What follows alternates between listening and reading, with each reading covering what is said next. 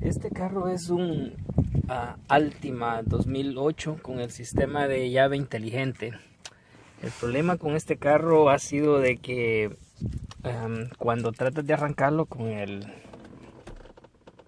botón de push to start, tan solo prende las luces, pero no arranca, no da starter.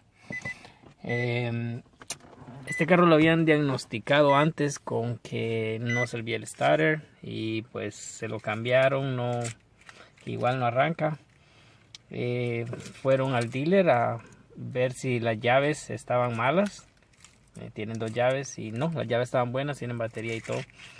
El problema con este carro es que tiene un switch en el pedal del freno. A ver si lo puedo mostrar acá. Entonces, en la parte de abajo tiene dos switches. Tiene uno que el conector es café y el otro es negro. El negro es el problema porque cuando presionas el pedal de freno se le da la señal a la computadora de la llave inteligente para que arranque el vehículo. Entonces ya se le cambió. El switch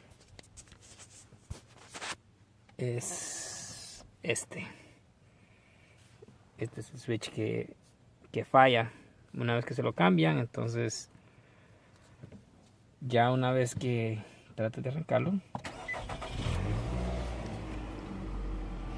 prende normal como debería. Así que si tiene un Altima que de vez en cuando no quiere arrancar, no da starter, chequeen este switch primero antes de cambiar o llevarlo a cualquier otra parte. Está debajo del dash, arriba del pedal de freno. ¿Okay? Bueno, espero les ayude en algo.